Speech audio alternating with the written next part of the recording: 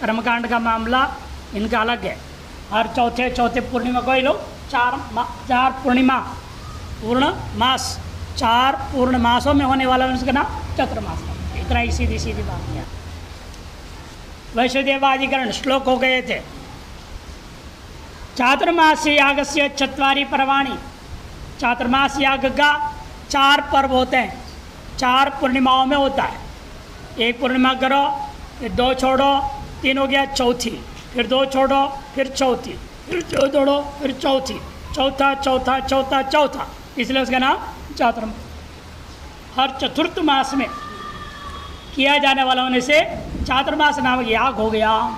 उसके 4 पर्व इसलिए होते हैं। पहले पर्व वाले का नाम वैश्वदेव, दूसरे पर्व का नाम वरुण प्रघास, तीसरे का नाम शाखमेघ और चौथे का नाम है शुनासीरिय इति। प्रत्येक पर्व में अनेकों याग है। ये जो वैश्वदेव पर्व है उसमें 8 याग है। उसमें आगे किनारे देखिए, येषु प्रथमे पर्वणि 8 यागा विहिता। तो जब पहला पर्व में जो किया जाने वाला है चातुर्मासेष्टि, उसमें 8 याग होते हैं। कौन से? आग्नेयमष्टक बलम निरुपति, सौम्यम चरुम, सावित्रम द्वादशकपालम, सारस्वतम चरुम, पौष्टम चरुम, मारुतम सप्तकपालम, वैश्वदेवीं मामीक्षां, द्यावा पृथिवीं एककपालमिति। ये 8 का अलग अलग पाठ कर लिया। इनको उत्पत्ति विधि कहा जाता है। ये सब क्या है? कर्म के स्वरूप का बोध कराने वाली विधि है। उत्पत्ति विधि का लक्षण क्या है? कर्म स्वरूप मात्र बोध को विधि उत्पत्ति विधि ही। कर्म का स्वरूप क्या होता है? द्रव्य और देवता। और इसमें है देखो प्रत्येक में आग्नेयम अग्नि देवता हो गया, अष्टाकपालम पुरुषाश हो गया, द्रव्य देवता आ गया, इसलिए उत्पत्ति विधि कहा जाएगा। और दूसरे में क्या है? कहा सौम्यम चरुम, सोम देवता है, चरु द्रव्य है। सावित्रम द्वादशकपालम, सवित्री देवता और 12 कपाल वाला पुरुषाश द्रव्य है। सारस्वतम चरुम, सरस्वती देवता और चरु द्रव्य है। पौष्टम चरुम, उषा देवता और उसमें चरु द्रव्य है। मारुतम सप्तकपालम, मरुत देवता 7 कपाल वाला द्रव्य है। विष्णुदेव देवता वैश्वदेवीं आमिक्षाम, आमिक्षा द्रव्य वहाँ पर। और द्यावा पृथ्वीम, द्यावा पृथ्वी द्यूलोक और पृथ्वीलोक के अभिमानी जो देवता, उन देवताओं को भी देवा पृथ्वी नाम से कहा जाता है। उनके लिए 1 कपाल वाला पुरुषाश। इस प्रकार से द्रव्य देवता उभय उपदेश देने वाला इन 8 वाक्यों को उत्पत्ति विधि वाक्य कहते हैं। 8 यागों का स्वरूप वर्णन हो गया। इन 8 यागों को लेकर हमें अनेकों काम करना होगा। जो 8 में करना है हमने, तो कैसे कहेंगे? प्रत्येक का नाम लेना पड़ेगा ना। उसकी अपेक्षा से इन 8 के समुदाय पर एक नया नाम रख देंगे। वो आगे लिखा उन्होंने, तेषाम अष्टानाम यागानाम सन्निधौ इदम मामनायते। उन 8 यागों की उत्पत्ति विधियों के पाठ करने के बाद उनके सन्निधि में यह वाक्य आया। क्या आया है? वैश्वदेवेन यजेत। ये वैश्वदेव शब्द पर चर्चा में करनी है। अभी ये शब्द क्या है? ये क्योंकि 8 में से एक याग विष्णुदेव देवता खाई भी, वैश्वदेवी आमिक्षा। वैष्णवी आमिक्षा करके जो 7वां था वो विष्णुदेव देवता का है। ये उत्ती को मातृ को अनुवाद किया जा रहा है। यहाँ यह पूरे 8 पर एक नया नामकरण किया जा रहा है। क्या मानना चाहिए? या इन प्रत्येक के साथ जोड़ दो इसको। तत्त देवता तो है ही है, उनके साथ विकल्प से ये वैष्णुदेव देवता भी हर एक याग में जोड़ दिया जाए, वैकल्पिक मान लिया जाए इत्यादि अनेक पक्ष को लाएंगे, सिद्धांत देंगे। फिर ये आरंभ कर रहे हैं। तत्र आग्नेयादीन यागान यजेत इत्यनुध्य। इस वाक्य में वैश्वदेव यजेता, इस वाक्य में आग्नेयादि 8 यागों को अनुवाद कर दिया। अनुवानुद्य यजेता, इससे अनुवाद करके वैश्वदेव शब्देन देवता रूपो गुण तेषु विधीयते। पूर्व पक्ष, पहला पूर्व पक्ष कहता है इन 8 द्रव्य जो यागों में विष्णुदेव देवता को गुण विधि कर दो। अब आप कहेंगे महादेव वहाँ उनमें प्रत्येक में अलग अलग देवता है, अग्नि आदि कोई नहीं, विकल्प कर लो। गुणों विधीयते, तेषु सर्वेषु यागेषु गुणो विधीयते पूर्व पक्ष है। यद्यपि वैश्वदेव्यामीक्षाम आमीक्षायाम वैश्वदेव्याम आमीक्षाम यदि विश्वदेवाः प्राप्त, यदि कहो 7वें याग में तो खुद विश्वदेव देवता भी है, वहाँ तो प्राप्त विश्वदेव देवता, दोबारा विश्वदेव उसकी विधान करूँगा। तब कहते हैं तथापि आग्नेयादिषु सप्तसु, जिनमें विश्वदेव देवता नहीं कहा गया उन 7 यागों में यागेशु अप्राप्तत्वाद विधीयन्ते, उन 7 में अप्राप्त का विधि है और एक में प्राप्त का अनुवाद मान लो, लेकिन गुण विधि मानना चाहिए, ये पूर्व पक्ष का अपना कहना है। तेषुपि अग्नि देवता संति, इन समस्या है, उनमें तो अपने अपने अलग अलग देवता है। अग्नि देवता है, क्रम से क्या क्या थे वहाँ पर, पहले वाले में अग्नि, दूसरे में सोम, तीसरे में सवित्री, चौथे में सरस्वती और 5वें में पूषा, 6ठे में मरुत, 7वें विष्णुदेव, 8वें में द्यावा पृथ्वी। प्रत्येक वाक्य में अपना अलग अलग देवता तो है यार, इस देवता को कहाँ जोड़ूंगा, वहाँ विद्यमान है पहले से ही उस याग के लिए। तब कहते बात सही है, चेतर्हि गत्य भावात तेषु देवता विकल्प्यंताम, उनमें देवताओं का विकल्प कर दो, ये एक तरीका है, फिर और कोई रास्ता नहीं। क्योंकि आप यदि नामधेय बनाना चाहें, इसको 8 यागों का नाम बनाना चाहते हो आप, कैसे बनाओगे? नामधेयत्वे तो नाम मात्रस्य अविधेयत्वात्, नाम मात्र का विधान नहीं हो सकता। क्यों? बिना द्रव्य देवता का कोई कर्म ही नहीं है, कर्म है तो उसका नाम होगा। पूर्व पक्ष का कहना है नामधेय पक्ष मानोगे, नाम मात्र अविधेय होता है। द्रव्य देवतायोर अभावेन यागस्य स्वरूप असंभवात, द्रव्य और देवता पृथक न होने के कारण से याग का स्वरूप ही सिद्ध नहीं हो रहा है, नामकरण क्या करोगे? श्रूयमाण विधिर अनर्थक स्यात्, वैश्वदेव ने ये जेत्ता में जो त विधि श्रवण हो रहा है वह व्यर्थ हो जाएगा। अनर्थक स्यात्, तब कहते ऐसा मत कहो। तस्मात् गुण विधि रे वस्तु, इसे पूर्व पक्ष का मानना है गुण विधि ही मानना चाहिए। इति प्राप्ते ब्रूमः, तो सिद्धांत नहीं। उत्पत्ति वाक्यैर विहितान आग्नेयादीन 8 यागान यजेत इति अनुद्य, उत्पत्ति विधि वाक्यों में जो आग्नेयादि देवता को तत्व द्रव्य जो है विशिष्ट याग जो विधान कर दिया गया था उसी को अनुवाद कर दिया गया। किससे? वैश्वदेवेन यजेत, यजेते में जेता है वो 8 का अनुवाद करता है। अनुवाद करके अनुद्य अष्टानाम संघे, 8 के समूह में वैश्वदेव शब्द नामत्वेन उपवर्ण्यते, वैश्वदेव शब्द को उन 8 का एक नामत्वेन हम वर्णन करेंगे। न च विदित्व भावे भी नाम उपदेश व्यर्थम, विदित्व नहीं रहेगा, नामदेव को उपदेश व्यर्थ है, ऐसा मत कहो। प्राचीन प्रवणे वैश्वदेव निजेत इत्यादिषु वैश्वदेव शब्देन एकेन एव अष्टानां संघस्य व्यवहर्तव्यत्वा, अन्यत्र वाक्य बराबर है। प्राचीन प्रवणे प्राचीन प्रवणे वैश्वदेव निजेत, ये कहा। यज्ञ मंडप में आप अधिकतर देखते कि मंडप कैसे होते हैं, चारों तरफ ये झुका रहता है, चारों तरफ, और दिशा, पश्चिम दिशा, उत्तर दिशा, दक्षिण दिशा।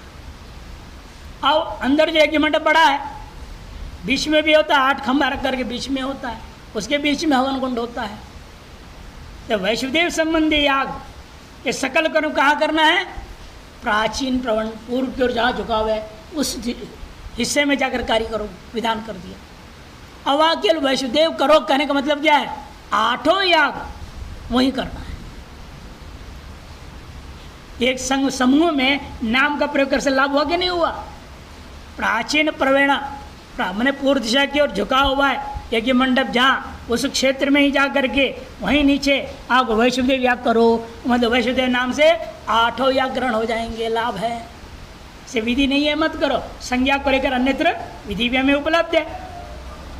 प्राचीन प्रवणे वैश्वदेव निजेत इत्यादिशो वैश्वदेव शब्देन एकेनैव अष्टानां संघस्य व्यवहर्तव्यत्वात्, एक नाम से 8 यागों के समूह के साथ व्यवहार हो जाता है। नाम प्रवृत्ति निमित्त भूता निरुक्ति, प्रेतास नाम का प्रयोग जो है आठों के सुबंग में कैसे करोगे? क्या निर्वचन होगा? कोई ना कोई निर्वचन तो बताना पड़ेगा। यौगिक नाम है वैष्णवदेव, कैसे घटाओगे? आठों में, आठों के नाम कहना चाहोगे तो आठों में नाम घटना चाहिए। कैसे घटेगा? निरुक्ति करो। सुनो, निरुक्ति भी द्विधा, दो प्रकार से निर्वचन से हम घटा सकते हैं। पहला निर्वचन क्या है? आमिक्षा यागे विश्वेशाम देवानाम इज्जमानतया। सातवां याग में क्या है? आमिक्षा द्रव्य विश्वदेव देवता है। वहाँ सातवां याग क्या है? आमिक्षा द्रव्य विश्वदेव देवता है।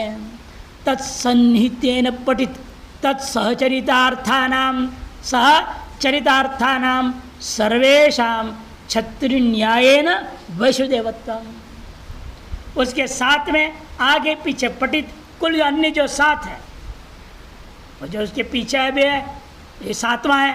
इनसे पहले 6 पढ़ा हुआ है, इसके बाद में 1 है, देवा पृथ्वी करके 8वां है। इसलिए वैश्वदेवी मामिक्षा में विश्वदेव देवता जहाँ पठित है, उसके पूर्वोत्तर में सह उच्चरित सहचरित जितने पदार्थ हैं उन सब के समूह को हम क्या नाम से कहेंगे? वैश्वदेव। कैसे? समय तो विश्वदेव देवता है ही नहीं, तो क्षत्रिय है। एक आदमी छाता लेके चल रहा है, अब क्या कहेंगे?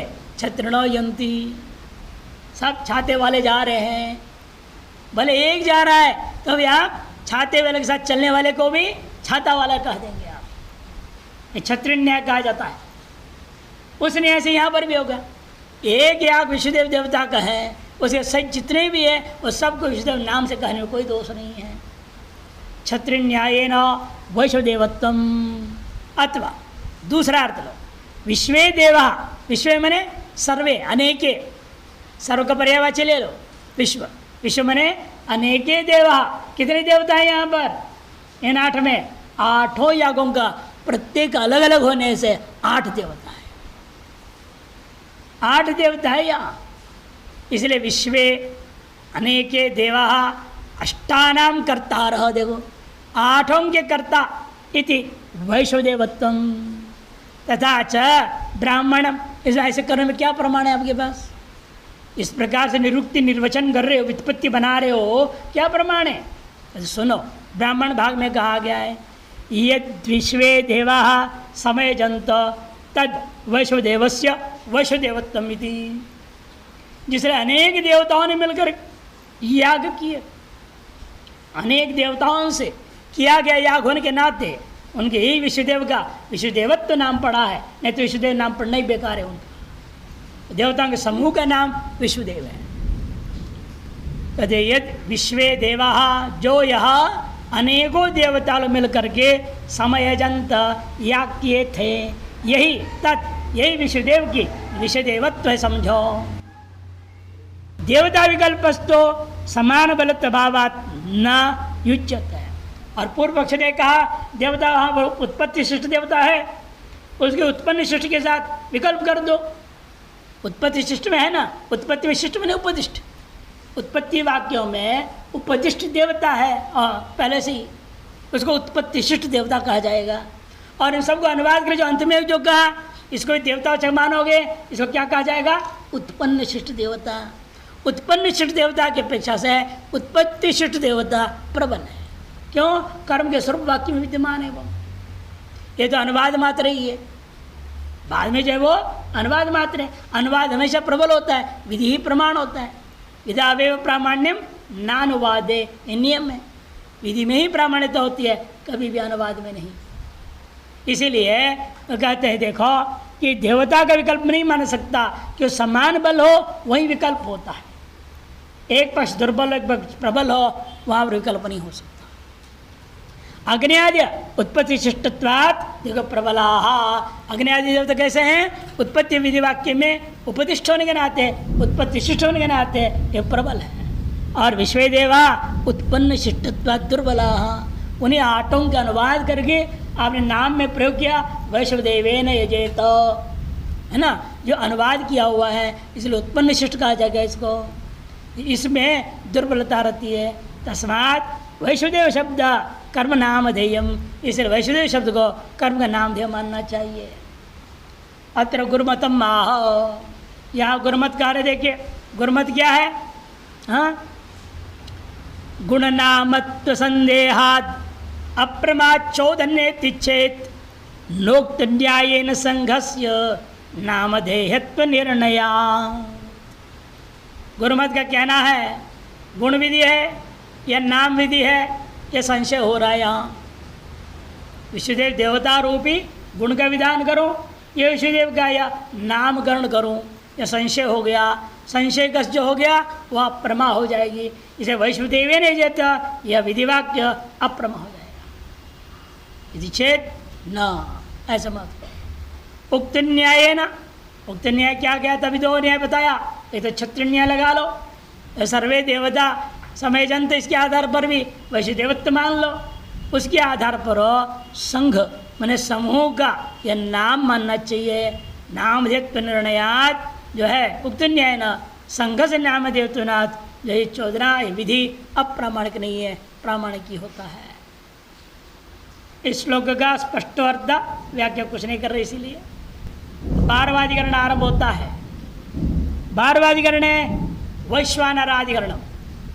वैष्णुदेव के बाद में वैश्वानराधिकरण आरंभ होता है।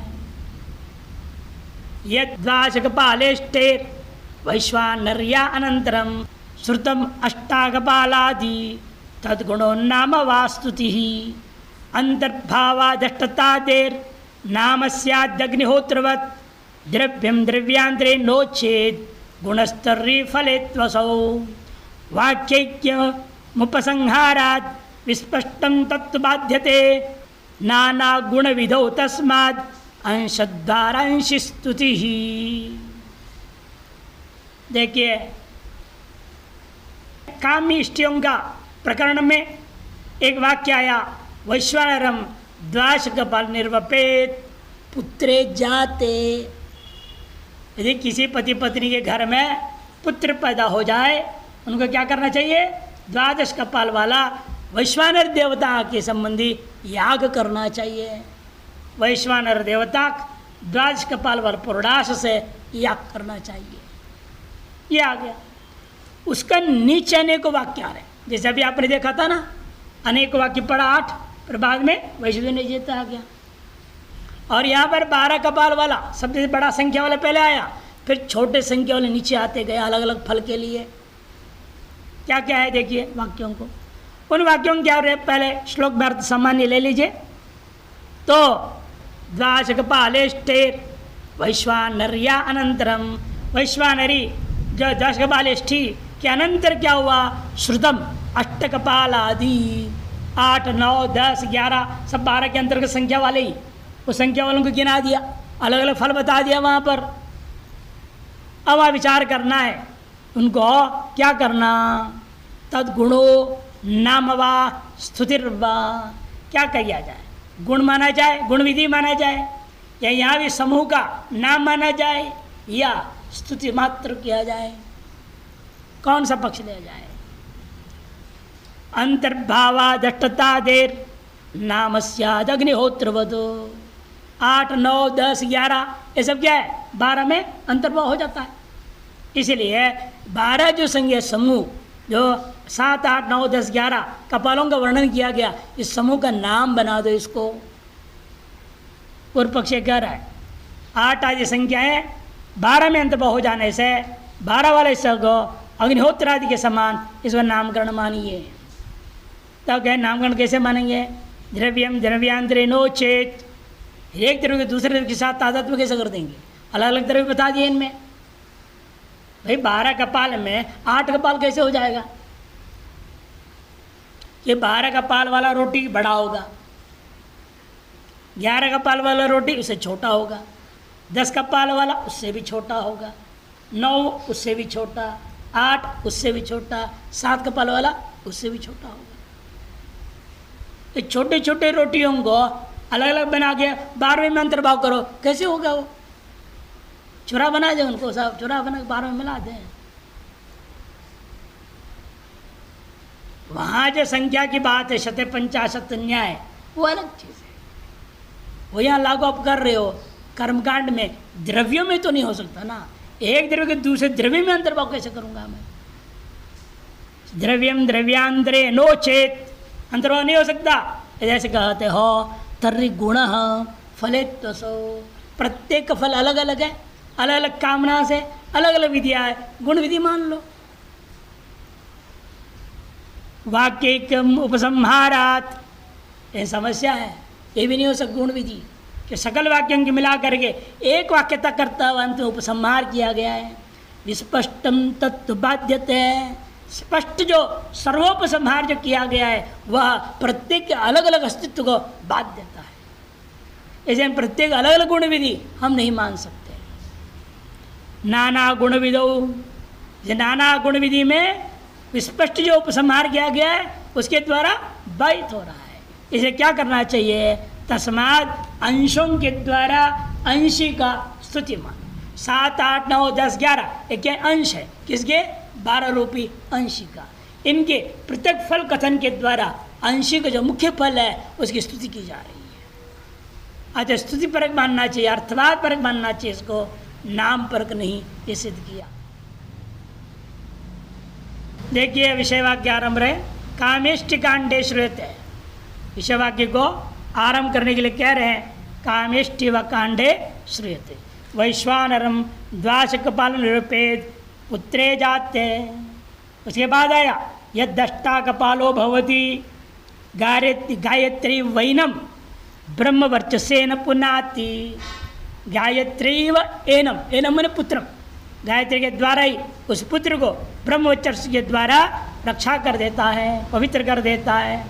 यह दष्टा कपालो भवति गायत्री वैनम ब्रह्मवर्चसेन पुनाति। यन्नवकपालस् तीव्रतैव अस्मिन् तेजो ददाति। जो इस 12 में के अंतर्गत 9 कपाल है वो क्या करेगा? त्रिवृत करता हुआ 3 की 3 9 गण होने से उस बालक में तेज को धारण कर देता है। यद दशकपालो विराजैव अस्मिन् अन्नाद्यम ददाति। और जो 10 कपाल है 12 के अंतर्गत वो क्या करेगा? विराट रूप स्वयं देवता करके इसका अन्यादि के द्वारा आधान करने लगता है। यह देकाश कपाल तृष्टुपैव अस्मिन् निन्द्रियम ददाति। और जो 11 कपाल है वो तृष्टुप छंद वाला होकर के वह इस बालक के सगल इंद्रियों का पोषण करता है। यद्वाच कपालो जगत्यैवस्मिन् पशुन ददाति। अंत में क्या किया? वो पूरे को दोबारा लिया द्वादश को। देखो यद्वाच कपालो, द्वादश कपाल वाला है और जगती छंद का पाठ होते हुए अस्मिन उसी बालक में पशुन दधाति, पशु रूपी फल को प्रदान कर देता है। यस्मिन जाते, जिस पुत्र के होने पर, यस्मिन जाते एताम इष्टिम निर्वपति, ये इष्टि का निर्वाप किया जाता है, अनुष्ठान किया जाता है, उसको एक फल बताया गया। पूतेव स तेजस्वी अन्नादः इंद्रियावो पशुमान भवति। ये उपसंहार वाक्य अंत में पूत एव स अपवित्र होगा, तेजस्वी होगा, अन्नाद होगा, इंद्रियों वाला होगा, पशुमान होगा, ये सब फल वाला उस बालक को मिल जाएगा। बालक के पैदा होने पर पिता जो है एतार्श वैश्वानरेष्टि यागों को करता है। 12 कपाल वाला जो है वैश्वानरेष्टि याग करेगा वह फल क्या देगा? पुत्र में ये सारी चीज़ें फल दे देगा। जो अलग अलग कपाल होंगे अलग अलग फतह बताया गया, 12 कपाल में वो सब कुछ अंतर्भाव करके वो सब उसको मिलेगा। स्तुति किया जा रहा है, ये सिद्धांति बोलेगा। अत्र अष्टत्व संज्ञा सामान्यात् पुरुषादि नाम गायत्री आदि रूपत्व कल्पना कृता। अष्टत्वादि संख्या की समानता को ध्यान देते हुए पुरुषादियों को गायत्री आदि के साथ रूपक की कल्पना कर लिया गया। इष्टि विधायक के वाक्य, इष्टि का विधायक इस वाक्य में यायम द्वा संख्या, यह 12 संख्या है, तस्याम अष्टत्वाय संख्या नाम अंतर्भावात, उसी में 8, 9, 10, 11 ये सारी संख्याएं अंतर्भूत हो जाती हैं।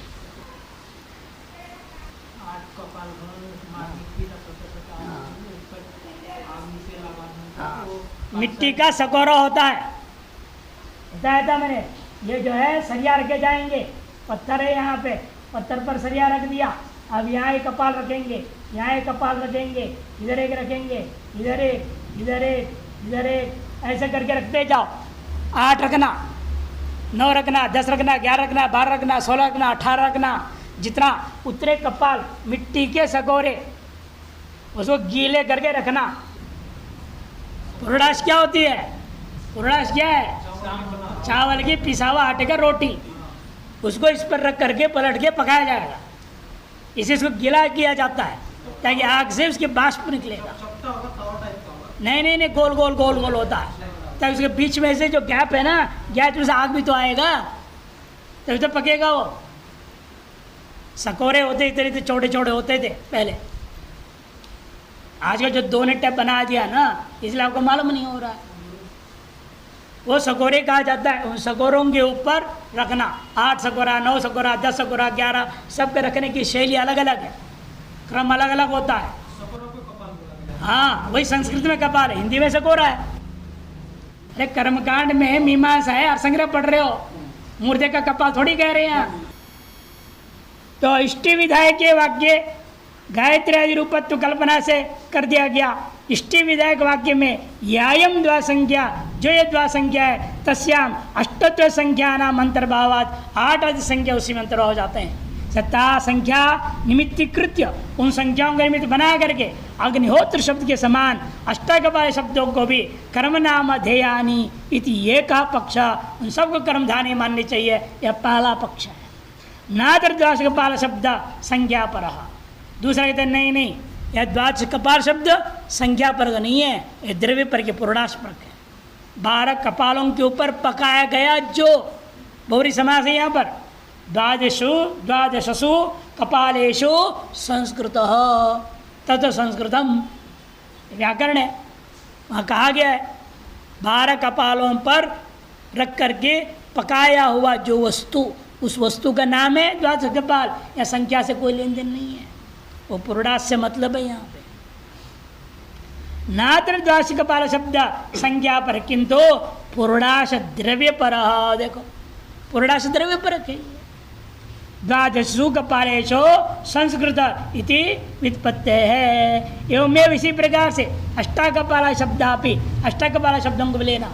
तथा सती द्रव्य से द्रव्यांतर अनंतर्भावात, एक द्रव्य को दूसरे द्रव्य में अंतर्भाव नहीं किया जा सकता। अतएव नामधेय से निमित्तम नास्ति, इसको नामधेय बनाने के लिए कोई निमित्त नहीं है। यदि चेत एवं तरी पुरुडाश द्रव्य रूपो गुणोवियता, फिर तो पुरुडाश रूपी द्रव्य रूपा जो गुण है, गुण विधि मान लो इसको, नामकरण मत करो। नचोत्पत्ति शिष्ट द्वादशकपाल पुरुडाशकपालत्व सवरुद्धत्वाद अष्टकपालादेर अनवकाश इदनवाच्यम। उत्पत्ति शिष्ट द्वादश कपाल के द्वारा, पुरुडाश के द्वारा 8, 9, 10, 11 आदि कपाल अपने आप निरवकाश हो जाएंगे, अवरुद्ध हो जाएंगे। ऐसा मत कहो। अलग अलग फल के लिए अलग अलग है ना। ब्रह्मवर्चसादि फलाय तद विधि उपपत्ते है इति अपरा पक्ष। ब्रह्मवर्चसादि फल के लिए उन विधियों की उपपत्ति माननी चाहिए। प्रत्येक अलग अलग फल है इति अपरा पक्ष, ये दूसरा पूर्व पक्ष है। एक पहला पक्ष का नामधेय मान लो, अलग अलग याग है मान लो। तीसरे का नहीं, एक ही याग है, उसे गुण विधि मान लिया जाए। सिद्धांत यदि ऐसा नहीं हो सकता। अयम अपि अनुपपन्ना, यह संख्या परक नहीं था। जैसे शत 50 न्याय 12 में सब अंतर्भाव हो गया, ये कहना आपका गलत है कि वह द्रव्य परक है, संख्या परक है ही नहीं। वहाँ द्वादश अष्टाकपाल संख्या क्या है? द्रव्य पर है, पूर्णाश परक है। और द्रव्य में द्रव्य अंतर्भाव नहीं हो सकता। अतएव जो है कि द्रव्य क्या है? मूर्त पदार्थ है। अमूर्त हो तो अंतर्भाव हो जाए, मूर्त में तो हो नहीं सकता। इसलिए उसके पूर्व पक्ष ने फिर गुण विधि कर दो। अलग अलग फल के लिए अलग अलग गुणों का विधान कर दिया गया। तो सिद्धांत नहीं नहीं, अयम अपि अनुपपन्ना। क्यों? बहुनाम गुणानाम विधौ वाक्य भेदापत्ति। एक कर्म के लिए अनेक गुणों का अलग अलग वाक्यों से विधान कर दोगे, वाक्य भेद दोष हो जाता है। न च भिन्नान्य वैतानि वाक्यानि थी न वाच्यम। जैसे भिन्न भिन्न अनेक वाक्य, अलग अलग आँख है, इसलिए वाक्य में दोष नहीं होगा।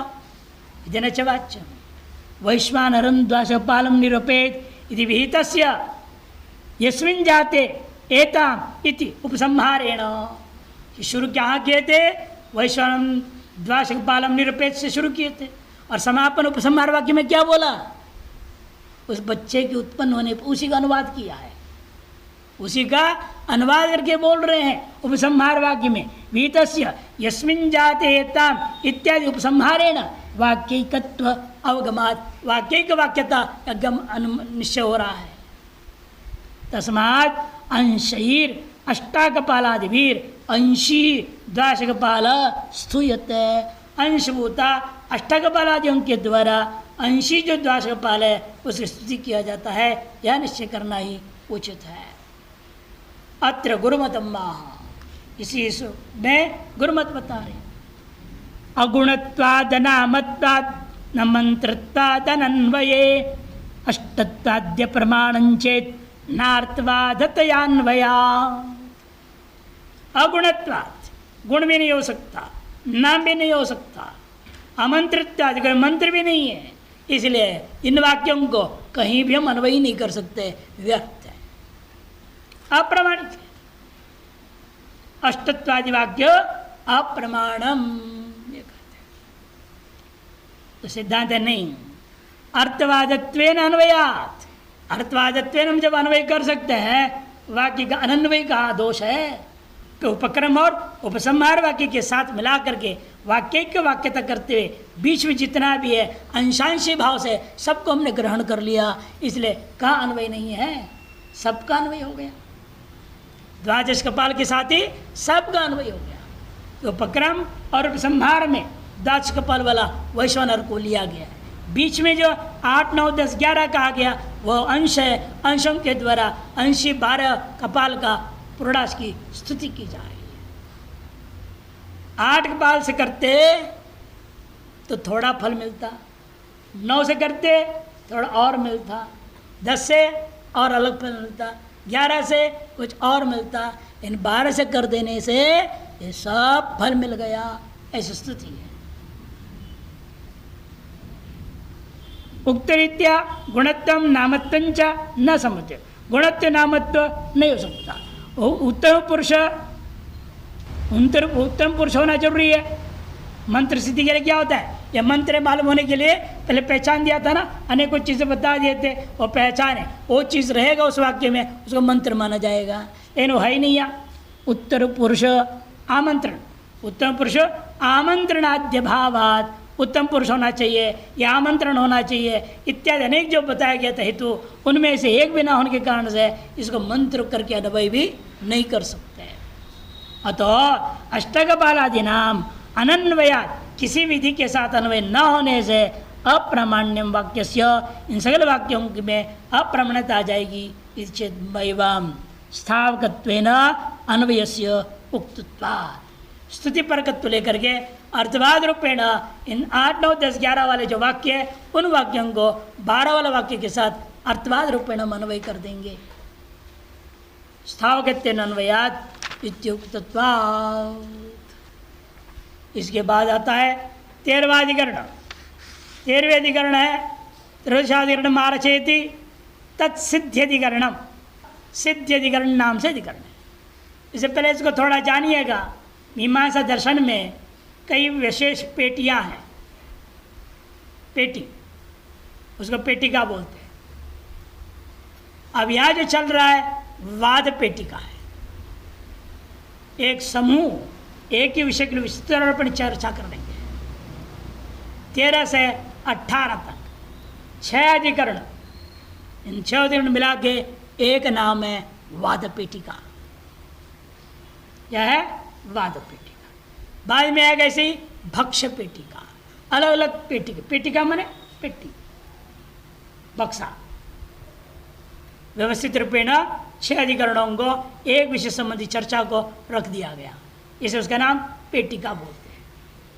और ये किस विषय में है? वाद के विषय में। इस पेटिका का नाम हो गया वाद पेटिका। ये आपका चलेगा 13 से 18 तक 6 अधिकरण पूरा समूह चलता है।